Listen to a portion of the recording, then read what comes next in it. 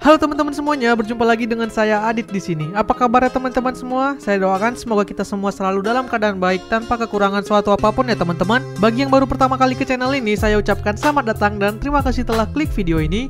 Bagi teman-teman yang belum klik tombol subscribe, yuk silakan diklik tombol subscribe-nya beserta tombol loncengnya juga ya, supaya tidak ketinggalan video-video terbaru dari channel ini dan saya pun akan semakin semangat untuk membuat konten terbaik bagi teman-teman semuanya. Thank you guys.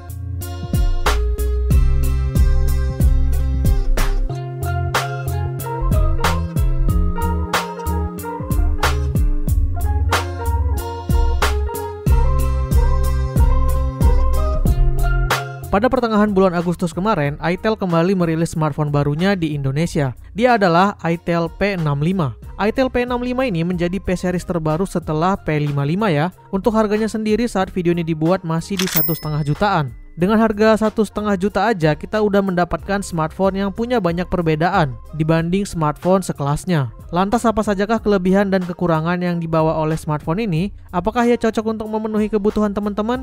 Kalau gitu tanpa berlama-lama, untuk mendapatkan jawabannya mari langsung aja kita bahas kelebihan-kelebihan dan kekurangan yang ada pada smartphone ini. Kita mulai dari kelebihan-kelebihannya dulu ya. Kelebihan yang pertama, performa oke di kelas harga 1,5 juta. Smartphone entry level dari itel ini dibekali dengan jeroan yang lumayan bagus untuk kelas harganya. Chipsetnya menggunakan UniSoC T615 yang dipadukan dengan RAM 8GB dan internal 128GB. Yang bikin kaget lagi adalah internalnya ini udah menggunakan UFS loh. Di harga segini masih jarang yang bisa menyematkan jenis storage ini. UFS ini tentu ngebuat baca tulis data di smartphone ini udah kenceng banget ketimbang eMMC. Salah satu pengaruhnya itu terasa saat loading aplikasi yang membutuhkan banyak data seperti game. Perpaduan semua jeroan tadi saat di benchmark dengan Antutu versi 10 menghasilkan skor 307 ribuan. Skor yang cukup tinggi ya untuk kelas harga 1,5 juta. Dan yang menarik, di sini penyumbang skor terbesar berasal dari memorinya ya. Karena di sini tercatat sudah menggunakan RAM LPDDR4X dan internal UFS tadi. Untuk pemakaian casual harian ini udah enak dan lebih dari cukup. Dipakai scrolling-scrolling, multitasking hampir tidak ada masalah. Semuanya terasa lancar. Lantas gimana untuk gaming? Dan ternyata untuk gaming dia memang bisa diandalkan loh. Di game Genshin Impact, pada setting grafik terendah game ini bisa berjalan dengan cukup lancar dan sangat playable. Bahkan ini feel-nya seperti smartphone yang harganya lebih mahal. Di harga 1,5 juta rupiah udah bisa main game Genshin selancar ini, keren sih. Kemudian untuk game PUBG Mobile bisa dimainkan pada setting grafik maksimal di Smooth Ultra. Ini adalah settingan grafik yang udah termasuk tinggi apalagi untuk smartphone di harga 1,5 juta rupiah. Di mode grafik ini gamenya bisa berjalan dengan baik dan lancar tentunya.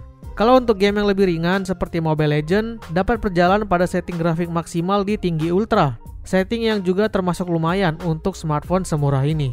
Pada setting ini kita sudah bisa memainkan game ini dengan lancar tanpa kendala. Oh iya, saat memainkan game-game ini tadi semuanya kita mengaktifkan mode performa ya untuk mendapatkan pengalaman yang maksimal. So dari hasil pengetesan beberapa sampel game tadi dapat kita simpulkan kalau performa smartphone ini memang bisa diandalkan untuk gaming ya. Nice. Kelebihan yang kedua, desain futuristik dengan tema gaming. Kelebihan berikutnya datang dari fisiknya yaitu di bagian desain. Smartphone ini mengusung konsep cyber design ala-ala smartphone gaming yang sedang ngetrend saat ini. Ini tuh konsepnya mengingatkan kita pada desain smartphone gamingnya Infinix ya. Padahal ini harganya cuma 1,5 jutaan. Nggak cukup sampai di situ, untuk semakin memperkuat aura gamingnya nggak ketinggalan juga disematkan RGB LED loh. Yang bentuknya itu bulat seperti ring light dan ukurannya itu sama dengan LED flashnya.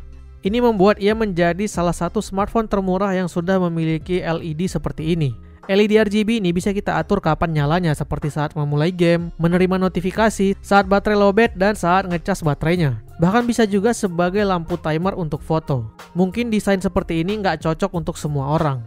Tapi kalau yang nyari smartphone dengan desain unik dan ala-ala gaming, ini tuh termasuk cakep ya. Berkat adanya itel, sekarang untuk punya smartphone dengan desain gaming dan RGB LED kayak gini cukup dengan budget 1,5 jutaan aja. Kelebihan yang ketiga, ada tombol khusus flex button. Ini adalah fitur yang mungkin terlihat sederhana, tapi fungsional serta memberikan sesuatu yang unik di kelas harganya. Jadi ini tuh tombol tambahan ya yang berada di samping tombol volume yang fungsinya itu bisa kita setting sendiri sesuai kebutuhan. Misalnya untuk buka kamera, menyalakan senter, hingga membuka aplikasi tertentu. Kita bisa set untuk 2 penggunaan dengan tekan sekali atau tekan lama. Saat sedang membuka kamera, tombol ini juga otomatis berfungsi sebagai tombol shutter. Kalau di game kita juga bisa atur sebagai tombol gaming ya, yang fungsinya bisa kita setting sesuai kebutuhan juga. So tombol ini bisa memberikan kemudahan dan kepraktisan untuk mengakses menu atau aplikasi tertentu sesuai keinginan kita. Kelebihan yang keempat, layar 120Hz dengan model punch hole. Kelebihan selanjutnya kita ambil dari layarnya. ITEL P65 ini disematkan layar panel IPS berdiagonal 6,7 inch dengan resolusi 720 x 1600 pixel dengan refresh rate-nya yang udah 120Hz. Model notch-nya juga di sini udah kekinian ya karena menggunakan punch hole. Secara resolusi memang dia masih HD+, tapi ini masih bisa kita maklumi di kelas harganya. Namun secara refresh rate ini patut kita apresiasi karena refresh rate 120Hz udah setara dengan smartphone yang harganya jauh lebih mahal. Refresh rate tinggi ini membuat pengalaman menggunakan layarnya ini juga semakin smooth. Jadi lebih enak dan lancar saat dipakai scrolling cepat ketimbang smartphone yang refresh rate-nya masih 60 atau 90Hz. Begitu juga saat dipakai gaming, pergerakan grafiknya jadi terlihat lebih mulus ya. Biasanya sih di harga 1,5 juta gini rata-rata refresh rate-nya itu masih mentok di 90Hz dan dengan desain notch yang masih water drop. Kelebihan yang kelima, support bypass charging. Kalau kamu orang yang suka menggunakan smartphone sambil di-charge kalau baterainya lowbat, apalagi saat bermain game ataupun nonton film, maka smartphone dengan fitur bypass charging ini sangat direkomendasikan untuk dipilih. Dan untungnya fitur tersebut sudah tersedia di ITEL P65 ini walau harganya cuma 1,5 juta rupiah. Buat yang belum tahu, fitur ini bekerja dengan cara mengalirkan daya listrik secara langsung ke motherboardnya tanpa melalui baterai, sehingga membuat baterai lebih awet dan mencegah smartphone jadi panas atau overheat. Awalnya sih fitur ini ada di smartphone dengan harga di atas ini ya, tapi semakin kesini sudah dibawa ke smartphone yang harganya bahkan cuma 1,5 jutaan. Kelebihan yang keenam, menggunakan gyro hardware. Kelebihan berikutnya datang dari segi sensor, yaitu gyroscope ya. Sensor ini cukup dibutuhkan peranannya di smartphone gaming karena beberapa game menghadirkan gyro controller untuk pengalaman permainan yang lebih mudah dan seru. Misalnya contoh di game PUBG Mobile. Banyak player yang menggunakan controller dengan sensor ini karena sangat membantu untuk mengendalikan recoil dari senjata yang digunakan. Nah, di kelas harga segini, kebanyakan tuh smartphone masih menggunakan gyro software atau virtual, di mana akan terjadi delay dan tingkat akurasinya rendah ya. Untungnya smartphone ini sudah menggunakan gyro hardware, sehingga kita akan mendapatkan pengalaman penggunaan sensor gyro yang baik dan juga akurat, serta dapat diandalkan responsivitasnya. Kelebihan yang ketujuh, dapat bonus berupa charging case. Kelebihan selanjutnya berasal dari luar smartphone itu sendiri, yaitu dari paket penjualannya. Saat ini ITEL P65 ini dibundling dengan bonus sebuah charging case. Ini tuh sebuah power bank tapi dibuat berbentuk hard case, jadi bisa nempel terus di smartphone-nya. Kapasitasnya 2400 mAh dengan bobot 87 gram. Jadi kalau ditotal sama smartphone-nya itu bobotnya jadi 281 gram. Kerasa agak berat sih. Untuk charging case ini output dan inputnya itu sama-sama 5 volt 1 ampere. Dan di sini ada tombol on off-nya ya. Jadi kita bisa nyalakan saat kita sedang butuh aja. Saat kita menggunakan case ini, maka otomatis akan menambah baterai ekstra di smartphone ini sebesar 2400 mAh. Ini ngebuat kita jadi nggak perlu khawatir kalau misalkan smartphone ini harus dibawa seharian keluar tanpa membawa charger. Karena selain kita punya baterai cadangan, konsumsi daya baterai smartphone ini juga tergolong cukup awet. Kalau kamu sedang tidak ingin menggunakan charging case ini, juga masih diberikan sebuah soft case transparan seperti ini. So bisa dibilang ini tuh bonus yang sangat berguna dan pertama kali ada di kelasnya ya. Dan yang paling bikin heran, harganya ini cuma 1,5 juta loh. Ini ITEL jualan apa sedekah sih? Nah, itu tadi dia semua kelebihan yang bisa saya rangkum dari smartphone ini. Selanjutnya, mari langsung aja kita bahas kekurangannya.